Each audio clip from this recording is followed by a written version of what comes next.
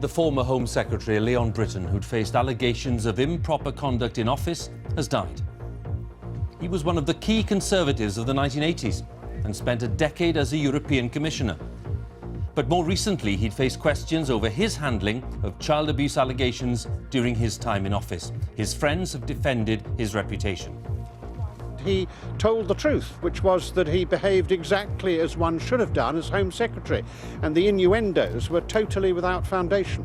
Pay tribute to him as a former member of this House and former Home Secretary, and he was a kind, assiduous and brilliant man. One way which we cannot allow in a democracy that an industrial dispute should be resolved should be on the basis of violence and on the basis of action in breach of the criminal law. He was a dedicated public servant. He served his country in Europe, but I think perhaps most of all he was part of that Margaret Thatcher government that did so much to turn our country round in the 1980s, and he played a key role in that. A leading Conservative politician of his day, but more recently accused of not investigating a child sex ring, has died of cancer at the age of 75. There have been many warm words from political friends from the Thatcher era. No, it wasn't Leon Brittan's job to investigate crime. We still have a police force that, to some degree at least, does that stuff. And I just think for him to be demonised in this way is simply awful. The leading figures of the Thatcher government today, senior Conservatives led tributes to Leon Brittan, who's died aged 75. They described him as a man of great brilliance, but the former Home Secretary had recently been surrounded by allegations over his handling of alleged child abuse in Westminster. Lord Brittan consistently denied acting wrongly, but abuse campaigners say he should have faced public questions. Our political editor Gary Gibbon has this report. He rose to the front rank of Margaret Thatcher's cabinet. Leon Brittan was not the most telegenic of politicians. Wanting my autograph from Stratford-upon-Avon, so we could do the customary letter offering that.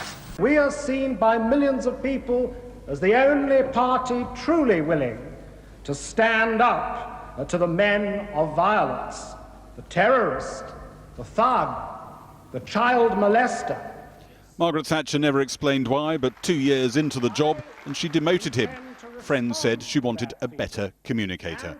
I'd best remember him as a warm, witty and amusing friend, and a man of towering intellect who was a great servant of our country. He was questioned by police over a historic rape allegation, which he said was wholly without foundation. Well, curiously, I've been accused twice of being involved in terrible things, each time completely false, provable false, and I expect the same thing to apply to the Leon accusations. Too many people have gone around smearing good people. The last year of Leon Brittan's life has been surrounded by unsavoury allegations, claims which first surfaced more than 30 years ago. In the 1980s, rumours began to emerge of a child sex scandal involving a cabinet minister.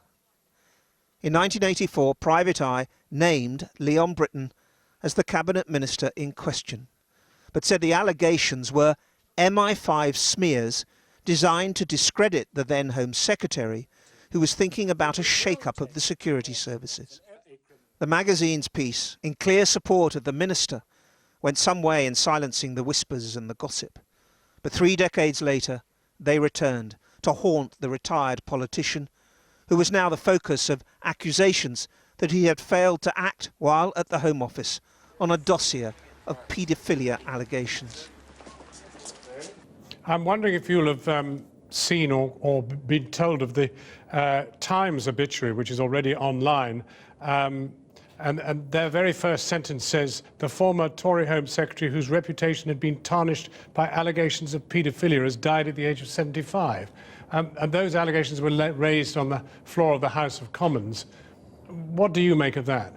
Well, I don't think that's a very appropriate thing to raise at this moment. I think it's completely not the man. I don't believe a word of it.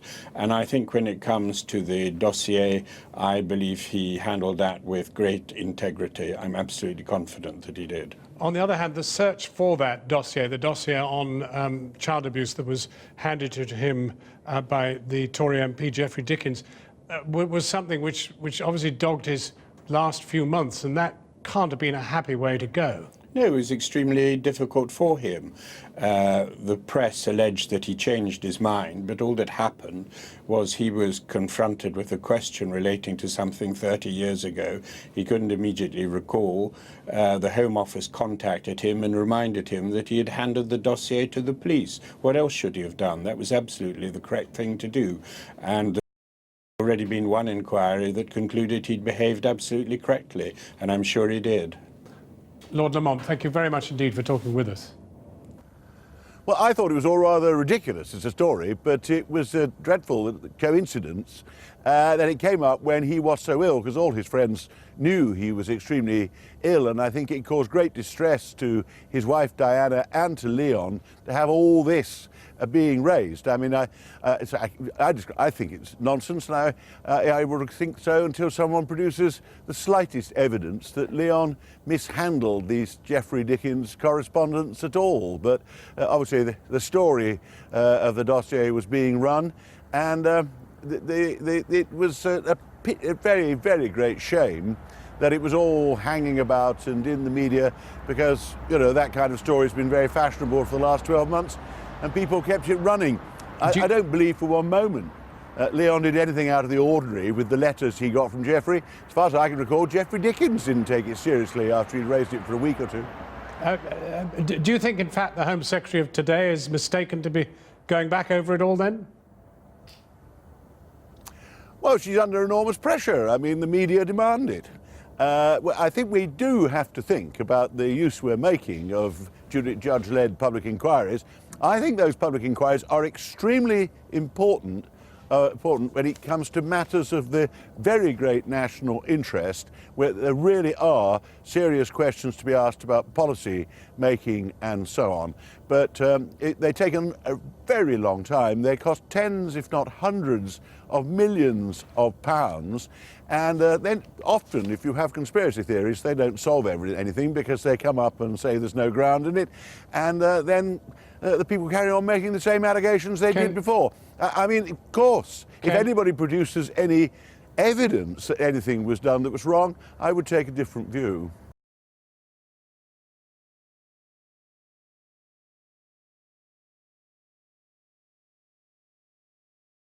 The biggest developments were revealed in the Sunday People by that newspaper and Mark Watson, his colleagues at Exeroad News, and they include or involve Leon Brittan being actually named as an abuser by one of the witnesses we've heard from on this programme, the key witness, Nick, who has been described by police as credible. Mark Watts is with me now. So you knew this, obviously. You knew that Nick, because he was talking to you when he made these accusations. I suppose I have to begin by asking why they didn't come out before Leon Brittan died.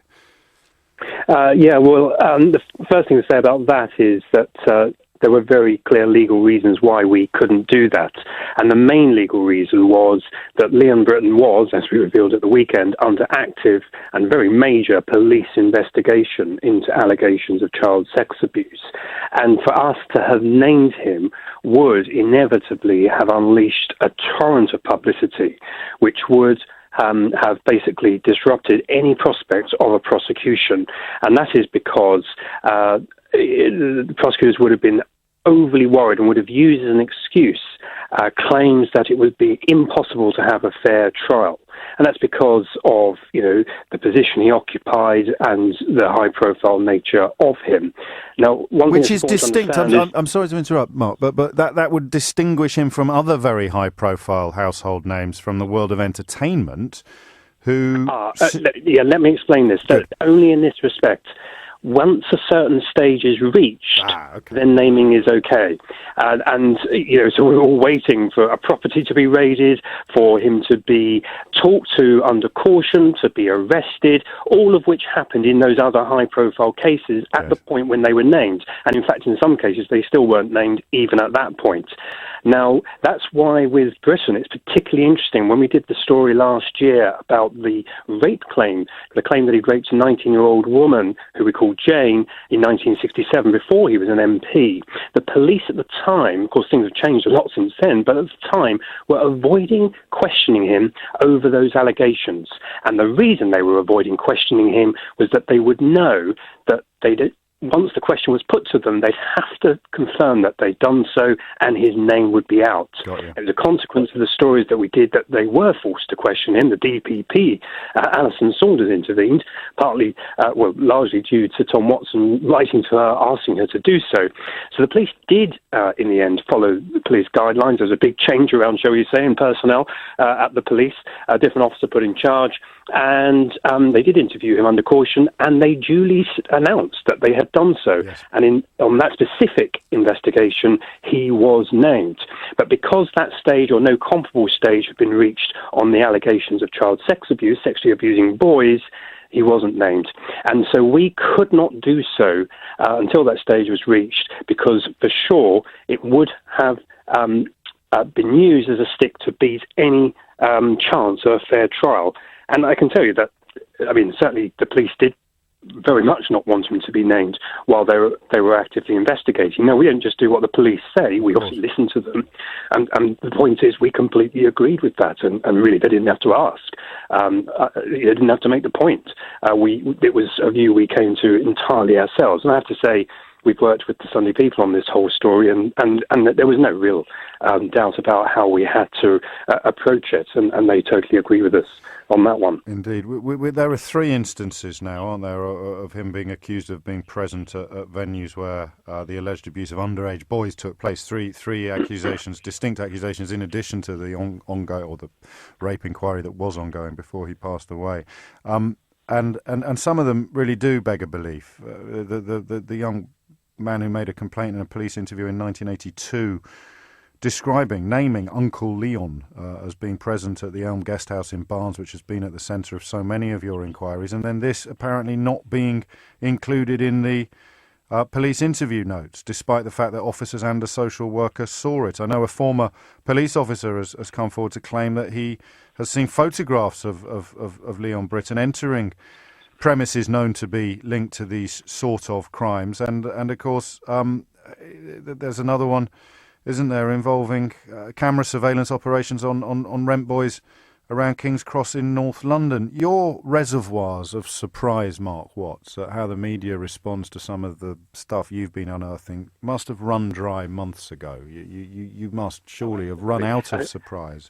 But how can just want to ask you, when you open up, for example, the Daily Mail today and see this being reported as an unfair besmirchment of a dead man's reputation, you must despair. Not really. We knew full well that would come. I mean, look, what we revealed at the weekend was that the police had a major investigation running for some while, in fact years, and it had really gathered pace since last October, really since Nick started speaking to the police. There was a major investigation into multiple allegations against Leon Brittan of sexually abusing boys over a very long period of time at various locations, including Dolphin Square, the Colton Club, and Elm Guest House. And the legal reasons that I just said that stopped us from publishing his name simply disappeared with his death. So we told our readers all along that we were not naming him for legal reasons, and we were confronted with his death with the stark fact that the legal reasons no longer applied. And we had to weigh up basically when to do it. And on the one hand, you've clearly got the grief of family members and friends, and that's a factor that weighs against, as it were, upsetting them even more. It's clearly very difficult for them, especially for those who had no idea about this side of Britain's life. But on the other hand, you had other factors. The huge public interest that the Met saw fit to run this major investigation into a former Home Secretary who was, as Home Secretary, therefore responsible for the police, for the security service MI5, and for Special Branch.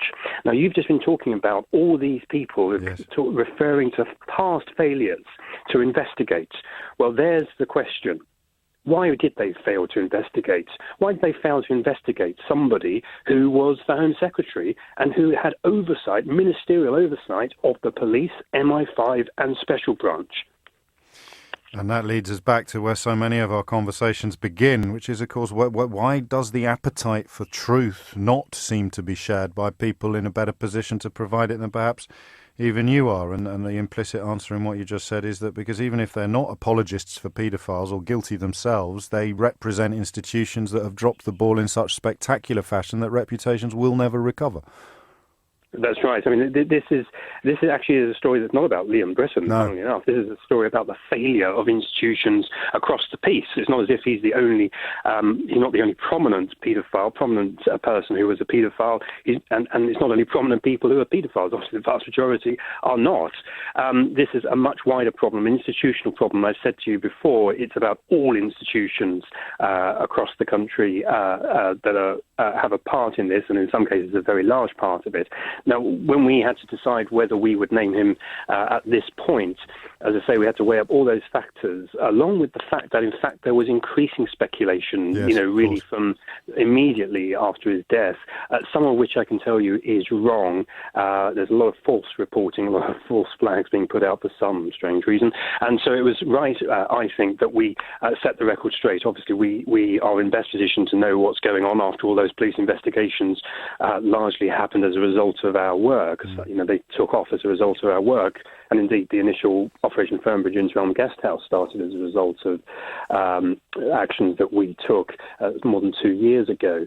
So in the end, although it was a difficult decision, there was no doubt about it. Of course, we had to name him in the way that we did, as being the subject of this major police investigation by the Met's paedophile unit. And yet, if he was still alive, we would be conducting this conversation, and if for various reasons his name had emerged, we'd be having this conversation in very different terms. We would be qualifying everything with alleged and accused, and he denies. There is something a little cold, perhaps, about the way we now conduct this conversation, as if his guilt is established, when of course it isn't actually, is it? No. Well, see, I mean, if you look at what we actually published at the weekend, we don't assert that he was a paedophile. What we do is we spell out what it was that the police were investigating. Yes. So there's a sense... Which is a matter of record. Which is a matter of fact. This is what they were investigating. There's absolutely no doubt about it. Now, I know the Met has, I know other people have tried to get official confirmation that they were investigating him, and I understand that they have not done so. But, of course, we're in a unique position of knowing what's going on. Because for people who haven't followed things as closely as we have, that is because the witnesses in this case but not only trust you implicitly, but also came to the attention of the authorities through your interventions, through your inquiries. Yes, well, certainly I suppose the one who's regarded as particularly key, namely Nick. But there are other witnesses as well. Darren, if you remember, he was what we described as the third witness who'd come forward to talk about abuse at Dolphin Square. He had told the police and us about Leon Brittan. And of course there was Jane, and the investigation into her rape claims had somewhat stalled at the point when we ran the story about her claim, without, of course, naming Brittan at that point. And that the story that we ran re-galvanised that investigation. It led them to question Brittan under caution because of consequences that flowed from that story. So useful clarification. Well, what you were reporting at the weekend in the pages of the Sunday People was an account of things that had actually happened with regard to allegations and accusations. I mention that because a couple of people on text and Twitter troubled perhaps by the tone of our conversation. I hope that's put their mind at rest. Final question, Mark. What's next? There's a lot more to come. And as I said, it's not just about Leon Brittan. I think one thing that's important for everyone also to realise is not only are we reporting what the police were investigating, but specifically on Nick's allegations, they absolutely believe him to be credible. Astonishing though his allegations are, which after all involve 3 murders, one of which Nick says happened in the room, in front of Leon Brittan.